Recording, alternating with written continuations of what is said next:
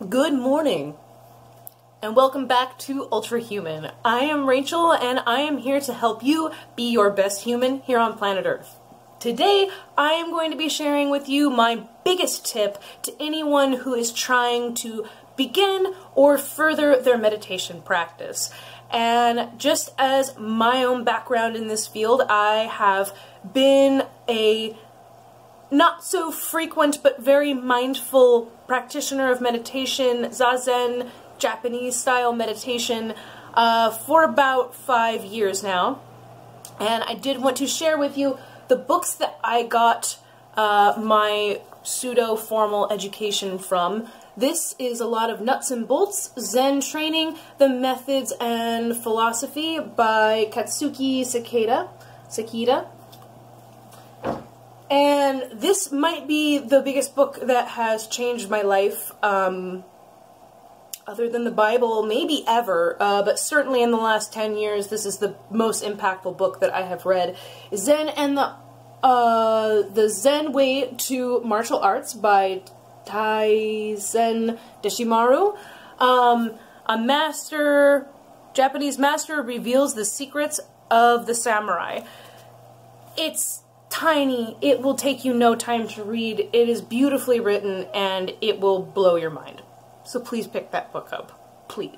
So my big tip for you is a practice that I developed a little ways into the process of trying to meditate. I feel like I encountered the same problem that most people that I talk to about meditation encounter, which is thinking that somehow in the first week you are going to turn off your brain and just enter a state of non-being, pure being, not think nirvana, and everything will be amazing and you will become enlightened.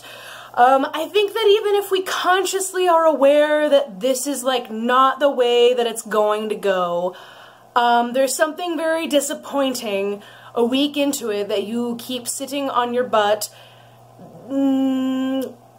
telling yourself to shut up, basically. And so that is where this pre-meditation exercise really comes in. And I would say that I spent, after the first month or so of frustration, the next year in primarily pre-meditation. And I don't know if you have seen the movie I Heart Huckabees. It kind of reminds me, they're putting the main character into this black bag where it's just like a sensory deprivation bag, essentially, and he's forced to confront his subconscious thoughts and deal with those in some way. Now, this is different because in that movie, I feel like he like chopped them up with a machete and things like that. We aren't gonna do anything like that because I believe in what I have found. There is value in all of those things that you're going to be accosted by your subconscious mind. Now, a lot of what comes up for most people, maybe this isn't the case for you, is shame, guilt, worry, anxiety. Our brain is wired to bring these negative emotions to the forefront because in our human experience, those are the important things. These are the things that if we ignore them, we die. And as much as we would like to all convince ourselves that we are modern man and we have technology and society that is going to keep us away from all these bad things, I believe that actually we really should be paying attention to those things just as much as ever. So that's what this practice is really about. You're meeting yourself. You're going to sit down. It's going to look a lot like meditation, but rather than trying to tell that subconscious mind when it comes a knocking to say, oh, hey conscious, I see that you've shut up for a minute. Let me remind you that we didn't do the dishes. Excuse me, are we going to have the money for your car insurance? Because I was really concerned about if there was enough air in the tires. Whatever it is. maybe that's a conversation that you need to be having with yourself. I encourage you, at first at least, to try to not engage your subconscious in this conversation, and leave it as an active listening exercise. If you need to tell yourself, even because your subconscious is getting kind of pissy, hey, usually when this happens, you engage me and we have a little argument. Rather than that, you can tell yourself, self, I'm just here to hear you out right now. And so go ahead and let me know whatever it is that's weighing on you, and I'll just listen. Goodness, if we ever just had another person come up to us and say that, wouldn't that be fantastic? But you can do that for yourself. So show up and listen. And it might take, goodness, how long do people go to therapy? I don't know. This is a little self-care therapy. So hear yourself out, and then if you get to that point where you can kind of start to, where everybody's calmed down, and you can start doing a little working things out.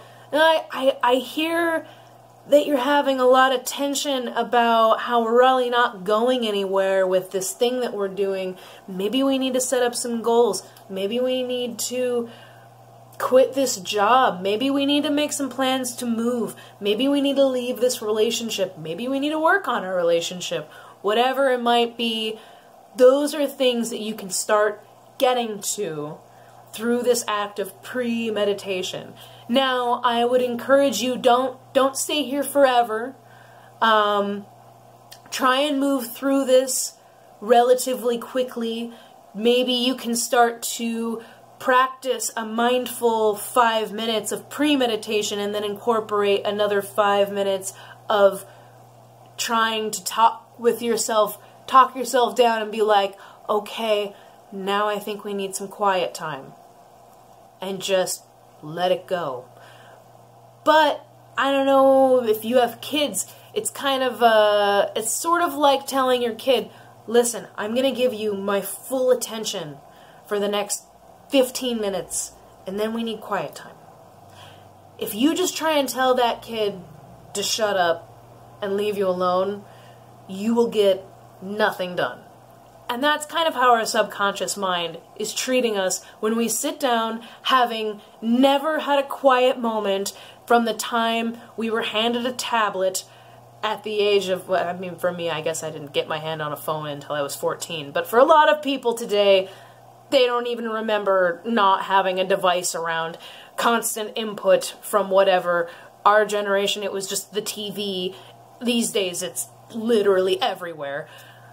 We're not just going to be able to snap out of that one day because we realized that it was good and cool to meditate and shut our brains off. If anything, I don't think that would be very productive. And I think that part of the practice of meditation is getting through these conversations with yourself to the point where your subconscious will let you have a moment of quiet. And even if that's a moment, that's a pure, amazing moment. So take it and cherish it and thank yourself for letting you have that. I hope that this helps anyone out there. I know it has helped me so much. Have a fantastic day. Let me know in the comments if you're going to try this out, if you've tried it out, if you've ever tried meditating, tried and failed, where you're at with those things. Please, I will try and find an Amazon link to put in the description for both of the books that I shared with you today. And have an amazing day, and go out there and be your best human.